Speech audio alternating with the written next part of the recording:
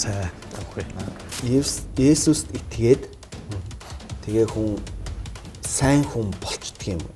Тэгээ ямар зүйлийг сайн гэж үзтээ гэдэг бас их чухал зүйл байхгүй.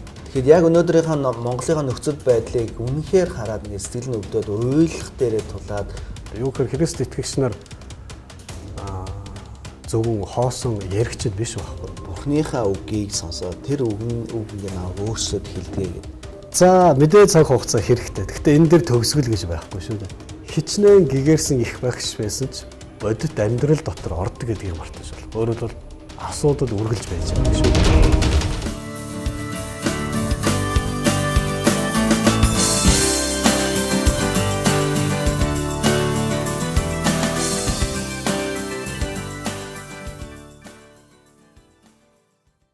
Гэрэл нэвтрүүлэг энэ удаагийнхаа дугаараар үргэлжилж байна. Бид нэр өнгөрсөн дугаараар ярьсан сэдвээ өргөжүүлээд хөндийж бодож байна. Тэгээд гол асуулт маань Бурхан өөрийнхөө хүмүүст хуучин гэрэн дээр Израильчуудад шинэ гэрэн дээр болохоор Христ итгэдэг хүмүүстэй та нар над шиг ариун бай гэдэг юм. Бурхан шиг ариун байх тухай маш өндөр стандарт тавьчлаа л да. Библиэлд аль хэсгээр нь байдаг. Зарим хүмүүс бол энийг тойруулаад уншдаг байх. Зарим хүмүүс бол энийг уншаад ойлгохгүй, зарим нь айдаг байх. Таны хувьд энэ тушаалаас имээдгүй энэ амар тушаал. Бурхан шиг ариун бай гэдэг дээр бол боломж байхгүй шиг л надад санагдаад байна шүү дээ. Тэг мэдээж ямар ч хүн Бурханы хэмжээнд очино гэдэг бол боломжгүй зүйл дээ. Тэг бидний ойлголтын Бурхан бол бүтээгч байхгүй. Магадгүй бусад өөр хүмүүсийн хувьд ойлгодог Бурхан бол ямар нэгэн одоо хэлбэр бодогчтой ийм зүйл байхгүй юу? Одоо эцсийнх нь үр дүнг ингээд тооцоод инээ тэрэ болгодог ч юм уу. Тэг бидний ойлгодог Бурхан бол бид хязгаарч түүний хэмжээнд хүрэхгүй нүүнэ. Гэхдээ Бурхан яагаад өөрийнхөө тэг алдаатай, эрендэлтэй, унж босдог үү ийм хүмүүст над шиг бай гэж хэлсэн. Тэгэхээр Бурхан өөрийнхөө хүмүүсийн хаашаа явах тэг хаа хүрэх вэ гэдэг энэ зүг чигийн тал дээр ерөнхийдөө бол зааж өгсөн гэж ойлгож болно. Тэгээ Библийн үгийг ер нь бол үгчилж эсвэл ингээд нэг тал руу өөрийнхөө ойлголтын өөртөө ойрхон байгаа ойлголтоор тэрийг заавал чиглүүлж хуримгах гэж ингэх нь их аюултай зүйл л дээ. Тэгээ үүнээс болж маш их буруу зүйлүүд үүсдэг. Харин яг над шиг гэдэг нь Бурхныг харж тэгээ түүний бидэнд өгсөн хэм хэмжээний дагуу яваарэ гэсэн утга болохоос биш Бурхан болоорой гэж хэлв. Түрүү хэлсэнчлээ ер нь Бурхан биднийг Бурхан бол гэж хэлээгүй шүү дээ. Тий. Бид нар зүгээр л хүмүүс шүү дээ. Тий биднийг хүн болоорой л гэж хэлсэн. Тийм учраас Библиэлд яаж аав байх вэ? Яаж ээж байх вэ? Яаж сайн иргэн байх вэ? Яаж сайн ажилчин байх вэ? Тий эсвэл ямар сайн дарга байх вэ? Яг тий тэр тухай заасан. Бүр баг ерөнхийлөгч хүртэл ямар байх вэ гэдгийг хүртэл хэлж өгсөн байдаг шүү. Ямар ард түмэн байхын гэдгийг хүртэл заасан байдаг. Оо тий яг. Төрцөгтэй яаж хандах ёстой гэдэг хүртэл заасан. Харин тий. Тэгээд Есүст итгэдэг хүн тэгвэл одоо асуулт руугаа эргээд орё л да. Сайн хүн болох процессыг ер нь Библийн дагуу юу гэж нэрлэдэг юм бэ? Таас түрүүнд сухас дурдаад өнгөрч ирсэн урдлын дугаарт тэр хүмүүс ч одоо сайн хүн гэдэг хүнийг нийгэм юу гэж харж байна гэдгээс хараад зарим маш сайн Есүст итгэдэг, Есүстэй үнэнч усуд бас нийгэмдээ тийм сайхан сэтгэлээс хүлээж авахгүй нийгмээс энэ төр бас зүйлүүд их гардаг л ахaltaа тийм. Есүст итгэдэг хүмүүс ч бас нөгөө хавчигдаж гадуурхагдчихсанараа бас тодорхой хэмжээр тэрийг бас их сайхан зүйл гэж бас нэг талаас харах гэдэг усуд идэг. Тэгэхээр яг энэ сайн хүн болох буюу Есүст итгэдэг хүний хувьдаас өөрийнх нь итгэл үнэмшлийн хувьд тэр хүрэх гэж байгаа тэр очих гэж байгаа тэр дагаж мөрдөж байгаа тэр амьдрал нь процесс үйл явц яг яаж явах ёстой юм. Тэгэхээр дахиад хэлмээр байгаа зүйл нь хүмүүсийн хүсээд байдаг сайн гэдэг зүйлийн хүлээлт тэнд бид нэр яг үндэ багтахгүй гэдгийг бид эхлээд хүлээн зөвшөөрөх хэрэгтэй. Хүмүүс Христ итгэгч гэхээр ямар нэгэн өөрсдийнхөө хүсдэг сайнны одоо ойлголтуудаар хүмүүсийг ингээ бутчаад тодорхойлцоо. Тэгээд тэднээс тийм зүйлийг хүсээд магадгүй тэрэнд нь хүрэхгүй бол өө чи Христ итгэл чинь хутлаач гэдэг. Хүнийг нь хараа сүулдэ баг итгэлийг баг буруутгах юм зүйл байдаг. Харин гэхдээ сайн хүн болдог гэж ярихаасаа илүү бид яаж итгэлээр амьдрдаг вэ гэдэг тухай ярил илүү зөв. Тэрийг нь ойлгочулны болоор их тодорхой. Тэгвэл илүү зөв боломжтой л да. Тэгэхээр итгэлээр амьдрна гэдэг маань түрүү хэлсэнчлэн нэг өдөр гинт одоо итгэлээ хүлээн зөвшөөрөөд гинт одоо төгс болчихгүй гэсэн шүү дээ. Түүн шигээ итгэлээр үргэлжлүүлэн олон цаг үеүүдэд амьдрах хэрэгтэй болно. Ийм учраас Библи бидэнд хэлэхдээ хүртэл жишээлбэл нэг ийм үг гэдэг. Та нар ууралсан ч нүгэл бүү үлдээ гэж хэлсэн. Тэгэхээр Библи биднийг хичнээн бурханд итгэсэн ч бидэнд зүрх сэтгэл эмоц байгааг. Тий. Тэгэхээр уур гэдэг юм бол гарна гэсэн үг. Тий, энийг мэдээд хэлж байгаа зүйл байхгүй. Тэрээс биш Христ итгээд одоо амирлангуй болноо, юу ч уурлахаа болно гэдэг чинь энэ зүйлийн тухай яриаггүй шүү дээ. Харин уурлаж болно. Танд янз бүрийн нөхцлөөс болоод стресстэй ийм зүйл гаргаж ирж болно. Гэхдээ наадхаа битгий нүгэл болго гэж хэлсэн. За бас дээрэс нь уурлсан ч одоо уур хилэнгээд тэр өдөр дуусгаас мань энэ асуудлаа шийд гэдэг бодит алхмыг бас зааж гисэн. Өөрөөр сэтгэлдээ битгийтэй. Тэгээ цааш өргөжлүүлээд хорсол магадгүй гэмт үйлдэл рүү битгий хөдлөө. Угаасаа бид төрөлхийн янз бүрийн сэтгэл хөдлөлүүдийг бид гаргаад сурцсан хүмүүсийн үед энэ зүйл байж л байх зүйл. Тэгэхээр Библи өөрөө анханасаа бидэнд юуг зааж өгсөн гэхээр бидний алдаатай, эндэлтэй, хэдийгээр итгэж болсон ч нөгөө сул зан чанар, дадал зуршин хэмдээ байна. Гэхдээ энэ хугацаанд та нар өөрчлөгдөх хэрэгтэй. Тэ бодит тэр яг ууран дундаа, асуудал дундаа өөрчлөлтүүдийг гаргаж сурах хэрэгтэй гэдэг тухай ярьдаг. Ингийн тулд Бурхан итгэлийн хүмүүст чуулган гэдэг зүйлийг өгсөн байна. Өөрөөр хэлбэл цуглаан гэж ярьдаг. Цуглаан. Тэр цуглаандаа ер нь Иесус итгэдэг хүн заавал яваад байх бүр албатай. Хэрвээ явахгүй бол энэ ингээд том гим нүгэлч юм эсвэл урвсан шарвсан юм хэрэг болд юм уу? Энэ ер нь ямар шаардлага тавьд юм өндөр шаардлага заавал явах хэрэгтэй гэсэн юм байд юм. Ер нь энэ тал дээр яадаг. Тэгэхээр цуглаанд заавал яв гэдэг шаардлага бол байхгүй. За. Харин чуулган нь нөгөө цуглаан нь хүмүүсээ цуглаандаа ирээсэй гэж хүсдэг нь бол үнэ. Яг тэгэхээр ганцаараа итгэлээр амьдрна гэж байдгүй байхгүй. Хүн ер нь итгэлээр биш юм ахэд энгийн амьдралч хүн ганцаар амьдрах нь маш их зорилт, бэрхшээл, зовлон өөрнө шүү дээ. Тийм. Ялангуяа Библийн төрөөсөн бид та нар над чиг ариун бэ гэж хэлсэн энэ хим хэмжээг дагнахад хамтдаа зогсох ах トゥ ус хэрэгтэй. Хамтдаа зогсох ойлгох яг энэ хэмжээнд нь дахин байгуулж өгөх, урамшуулж өгөх, эсвэл засаж, залруулж, зөвхт байдал руу чиглүүлж өгөх ийм хамт олон хэрэгтэй байдаг. Тэгээ чуулган гэдэг бол ер нь итгэлийн хамт олон байхгүй. Бурханд итгэсэн хамт олон байхгүй. Тэгэхээр энэ хамт олон хэн нэгийгээ тэг чуулган хүрээнээсээ гаргаад тэгээ явуул тэгэл одоо юу гэдгийг гим нүгэл одоо бохир заваа эсвэл алдаа энэ дундаа ингэж болохгүй зүйлтэй санаа тавина. Мэдээ санаа тавина. Санаа тавиад эцсээ хүртэл тэр хүний ойноос анхаарал тавина. Тэгээд нөгөө хүн өөрөө шийдвэр гаргаад за уучлаарай би явахгүйгүй л энэ тэр хүний л сонголтын зүйл болно. Ийм л зүйл байна.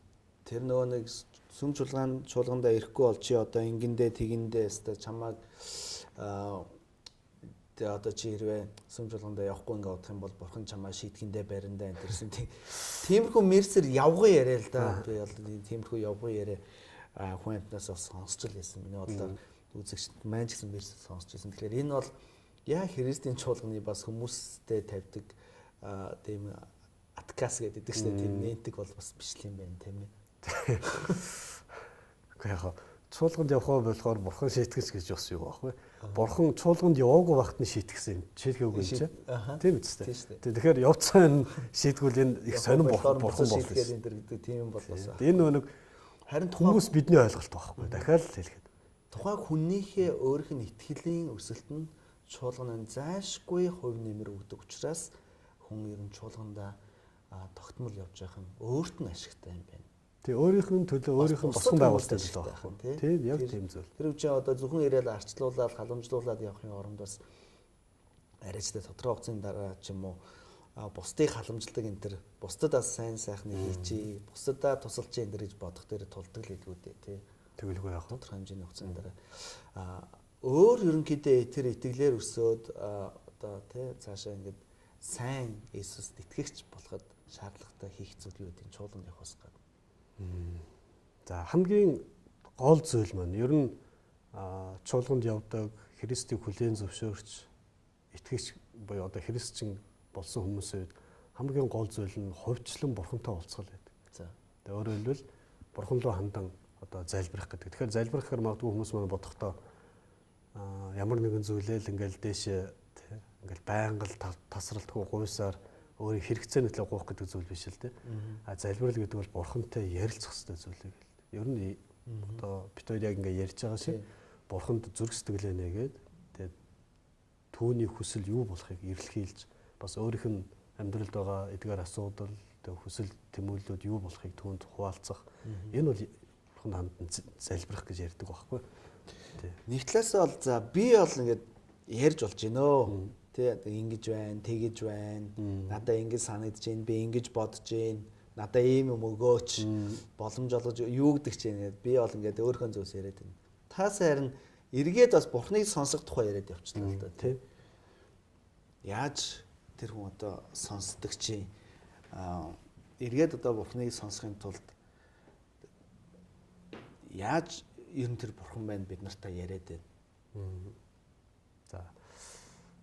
Библийн түүхэнд бурхан хүмүүстэй харилцсан өөрөө өөрийгөө ер нь илчилсэн бурхан. Хүмүүс бурханыг хайсан биш. Бурхан өөрийгөө илчилж анх хүмүүст мэдүүлсэн байгаа байхгүй. Тэгэхээр түүний өөрийнхөө илчилсэн аргууд нь янз янз байсан. Хожин гэрэн дээр тийм эзэн Есүс Христийг ирэх үед харин одоо энэ цаг үед болохоор бурхан бидэнд хангалттай өөрийгөө сонсож болох, мэдэж болох ийм арга зам өгсөн гэсэн Библи байд. Тэгээ энэ Библи нь бурханы бүрэн илчлэлт гэж бид үздэг. Тэгээ хангалттай бурханыг энэ хэмжээнд хангалттай мэдэж болно. Энэ нь юу гэдэг дүүрэн байдал. Энийг үзэхэд л ер нь болно гэсэн зүйл нь Библи байхгүй. Тэгээ бид Библи рүү илүү анхаарал тавьдаг. Тэгэхээр тэр хүн Есүст итгэдэг хүн болоод ингээд яг үр дүнгээ амьдралтаа хараад ингээд өөрчлөгдөд байгаа шалтгааных нь том хэсэг нь яалтчгүй Библиэд цаг өнгөрөөж байгаа. Яг Библи уншиж байгаа. Тэрийг ойлгож байгаа. 2000 жилийн өмнө баг бичигдсэн тэрнээс ч олон жилийн өмнөөс эхэлсэн энэ номыг өнөөдрийн амьдралд тэгээд хэрэгжүүлчих юмнууд бас их байх. Тэгэлгүй байх те. Хэрвээ магадгүй 4000 жилийн өмнө бичигдсэн ном гэж үзэх юм бол энэ одоо тийм хэрэгтэй юм уу гэж бодохоор л доо. Тэгэхдээ яг нэг зүйлийг бодох ёстой зүйл нь 4000 жилийн өмнө амьдарч байсан хүн ч бай, түүний өмнө амьдарч байсан хүн хоёр яг адилхан л да. Өнөөдөр амьдарч байгаа хүн хоёр ч. Тэгээ яг адилхан мөн чанар нь адилхан. Нөгөө зан чанар, үйлдэл, хэм маяг, хандлага бүгд адилхан байхгүй. Тийм учраас 4000 жилийн өмнө амьдарч байсан хүн өнөөдөр амьдарч байгаа соёлт хүн сансарт ниссэн сарн дээр буучихсан тий. Энэ хүн хоёр мөн чанар нь яг адилхан учраас Библийн үг аль аль нь яг таардаг. Яг таардаг бүр тий. Гэрэлт амьд яриа. Ажил төрөл сайн байна. Сайн. Окей. Есүст итгээд тэгээ хүн сайн хүн болчдөг юм. Тэгээ ямар зүйлийг сайн гэж үздэг гэдэг бас их чухал зүйл байхгүй. Тэгэхээр яг өнөөдрийнхөө Монголын нөхцөл байдлыг үнэхээр хараад ингэ сэтгэл нь өвдөд уйлах дээрээ тулаад юу гэхээр Христ итгэгч нар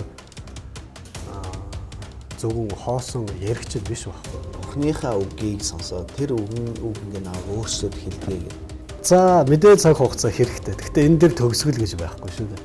Хичнээн гэгэрсэн их багш байсан ч бодит амьдрал дотор ордог гэдгийг мартаж байна. Өөрөөр хэлбэл асуудал үргэлж байж байгаа шүү дээ.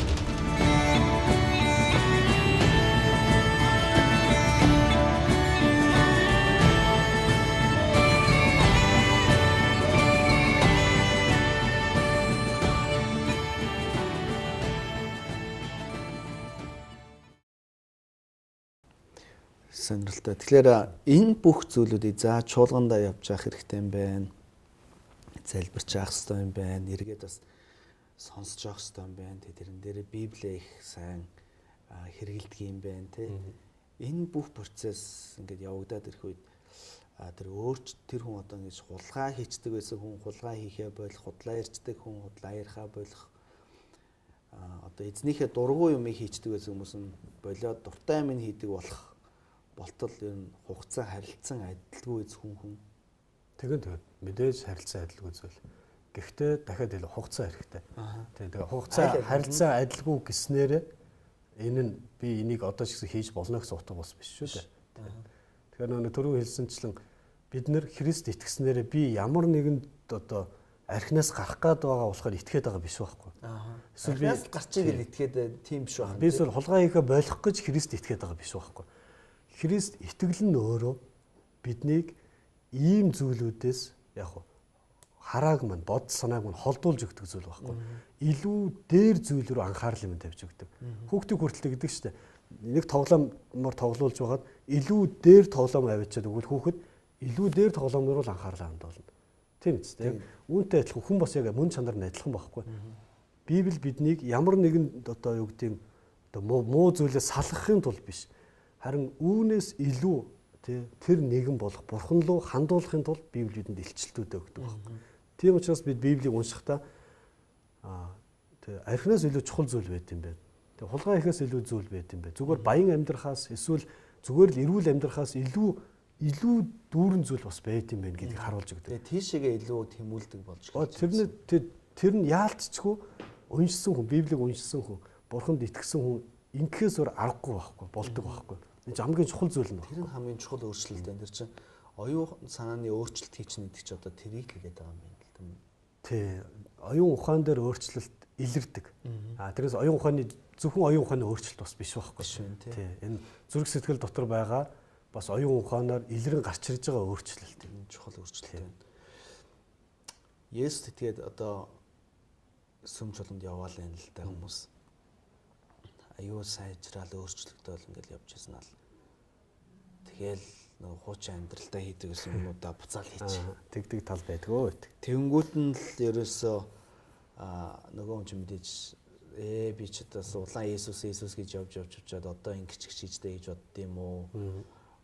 Ер нь тэр хүмүүс өөрсдийн тухай юу гэж бодох хэрэгтэй юм болоо. Хүмүүс бол шууд л дургуутсаж байгаа л да тий. Энэ одоо шал худлаа дүр хэсгээл явж ирсэн биз дээ. Есүс тэгээд өөрчлөгдсөн хаана ингээл. Тэгэхээр Есүст итгээл явж байгаа л аюул сайхан өөрчлөгдөж эхэлж байснаа л гинт болиол эргээл нөгөө гим нүгэлтэйгээ зуралдаал ингээл унтсан улсуудад ер нь тэр таны саяны ярьж байгаа тэр өөрчлөлтүүд орж ийнөө эсвэл тэд нэр өөрчлөгдөөгүй, огт өөрчлөгдөөгүй яваад байна уу? Тэд нар юм яагаад байна? Магадгүй дэлхийн аврах хүнийг аврахынхаа үүдийн тулааны урлагийн дэлхийн аврах хүнийг тулааныхаа бүсийг алдахаар нь өө чи худлаа аврагч худлаа аврах байсан байж тийг хэлж болохгүй шүү дээ. Тийм. Тэгэхээр Христэд итгэх итгэлийн аврагдсан хүний итгэл маань хэвэндээ байдаг. Гэхдээ бодит амьдрал донд бид амьдралын талбар өөрөө их өргөн л дөө. Зөвхөн эн чинь гэр бүл, зөвхөн эдийн засаг, зөвхөн одоо мөнгө төгрөгтэй ийм амьдралаар хүрээлэгдэх амьдрал биш байхгүй. Маш олон талбартай. Тэгээ энэ талбаруудын аль нэгэн дээр бид унж болно. Тэгээ энэ унсан нэг зүйл талбар маань бусад амьдралын талбарт маш хүчтэй нөлөөлдөг. Яг хоорондоо уялдаа холбоотой учраас хүн ч өөрөө нэг. Яг тийм. Тийм болохоор энэ уналт нь зарим хүнд айгүй хүн тусаж, зарим нөхцөлд бас илүү хүн тусах үе байдаг шүү дээ. Тэгээ энийг нь харчаад энээсээ болоо магадгүй тухайн буцаад хуучин өөрийгөө тайтгаруулдаг эсвэл өөрийнхөө хийж байсан зүйл рүү хандаж болох зүйл байхгүй. Гэтэ тэгээд энийг нь магадгүй бусад хүмүүс харчаад өө чи худлаа итгэгч байсан байх гэж хэлвэл бас болохгүй зүйл. Харин ийм үед л чуулган буюу итгэлийн хүмүүс нь хамт олон хамт байдаг байхгүй. Тэгээд тэр хүнийг энэ зүйл дээр нь одоо сэргийлж өгөх, магадгүй энэ зүйл дээр нь босгоход нь тусалж өгөх, ингээхийн тулд зөвлөгөө өгдөг, ингээхийн тулд хамт ятгадаг, хамт залбирдаг, буцаад бурхантай дахин эвлэрч одоо юу гэдэг зүрх сэтгэлээ тайвшруулж түүгээр зөвтгөгдөхийн тулд нь чуулган зогсож яадаг байхгүй. Тийм учраас чуулган гэдэг хамт олон орчтой. Тэгэхээр чуулганы зүгээс бол тэр хүмүүсээ одоо гэд манай чуулганы ариун хүмүүс удаас чи ганцаараа гимтэй нь болчлоо, нүгэлтэй нь болчлоо гэдэг ингээд хөөгөө явуулчихдаг байх нь шүү дээ. Ер нь бол тийм хандлага байхгүй л дээ. Библийн түүхэнд гарч ирдэг баатруудын ер нь бол 80% нь амжилттай гүйж чадаагүй гэж Библи хэлдэг. Өөрөлдвөл амжилттайгаар барайнд орж чадаагүй гэж хэлдэг. Гэхдээ ингэснээрээ бурхан тэднийг өөрийнхөө хаанчлал, өөрийнхөө зөвхт байдлаас салгасан гэсэн утга бас биш байхгүй. Бодит амьдрал донд хинч унж болно. Ямар ч хүн ундаг. Өөрөлдвөл заахаа хошин яриа байдаг л да. Мис хүртэл унгадаг шүү дээ гэж ярьдаг тийм.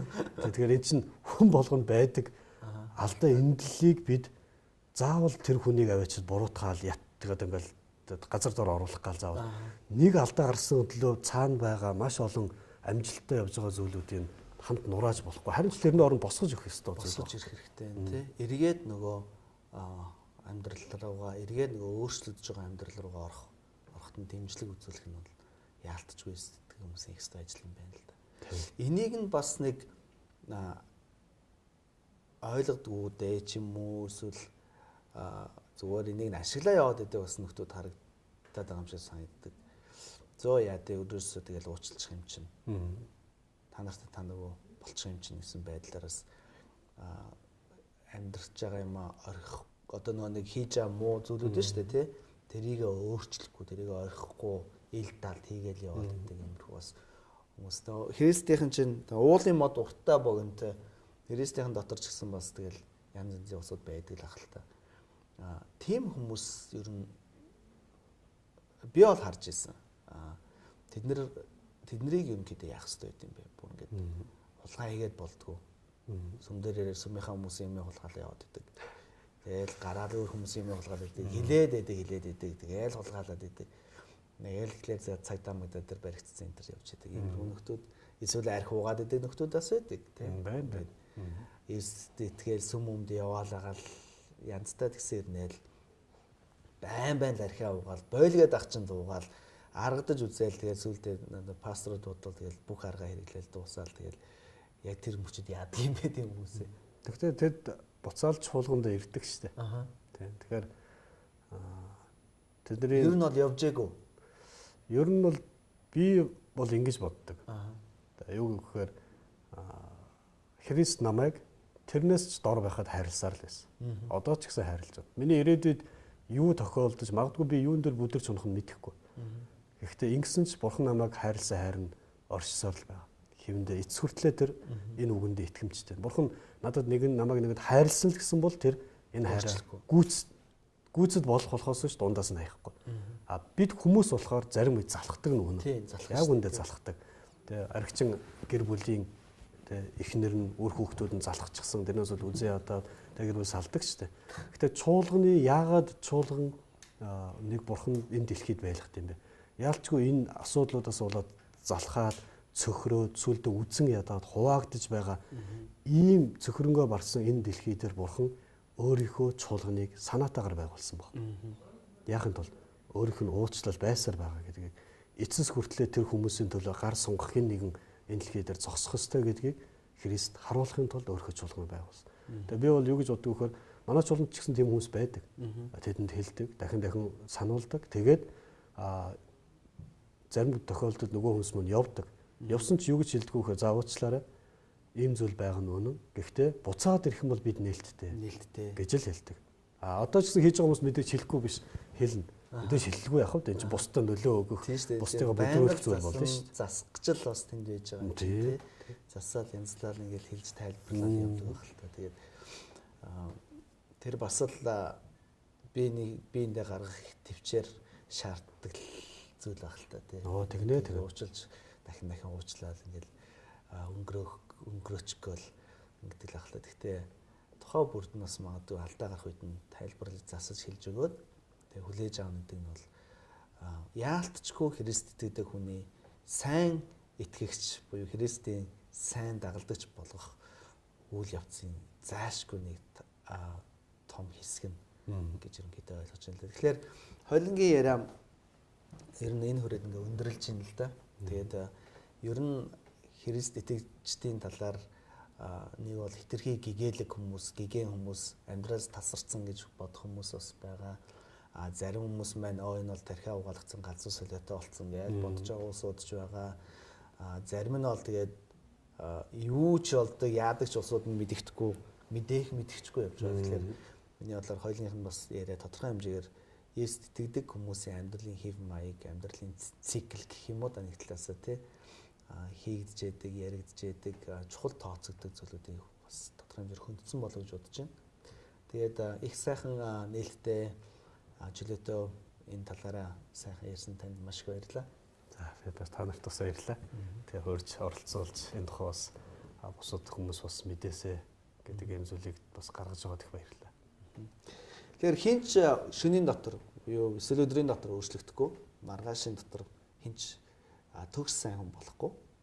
Итгэл үнэмшлээ дагаа явж байгаа цагт танд үргэлж өчигдрөөсөө дээр хүн байх боломж байгаа гэдгийг хэлмээр байна. Тэгээд хэрвээ та битүүрийн ярьсан сэдвээр өөрийнхөө санаа бодлыг хуваалцмаар байгаа бол бид нартай Facebook хаягаар минь дамжин холбогдож болно шүү. Мөн манай дэлгэцнээр гарч байгаа утсаар бас холбогдож болно. Бид нар таны сонсохдоо их дуртай ах болно. Ингээ бүгдээрээ дараагийн дугаараар өшөө сонирхолтой сэдвээр ярилцах болно. Анхаарал тавьж үзсэнд баярлалаа.